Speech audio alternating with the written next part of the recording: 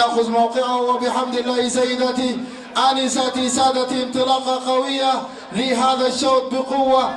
البلانكا تذهب لاستولاد أحمد أشرف سيد أحمد الكاردينال مع الفارس هنري بقوة. وأيضا هناك حضور قوي لرزين بالشعار الوردي في مركز ثالث، والمراقبة للبلو بوينت في مركز ثاني حتى الآن، والجميع جنبا إلى جنب الآن. وهناك الشعار الوردي لرزين الذي يذهب في الصدارة، والمراقبة تأتي من بلانكا وتأتي من عليا مع الخيال آدم جلابي من الداخل بقوة.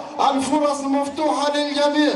بلو بوينت من المنتصف يحاول أن يحلق. عليا تأتي ورزين يكافح لخطف الصدارة. وأيضا هناك المتميز تيكوف من الداخل بقوة. تيكوف من الداخل بقوة بالشعار الأزرق مع المدرب علي محمد صالح. والخيال المتميز ممثل الجوز أحمد ناصر يفعلها في هذه الأمشية بقوة وبأداء وصدارة. تيكوف ابن الأيسود. وتحية لأحمد ناصر. بلو بوين ثانيا وبلانكا ثالثا وعلياء رابعا.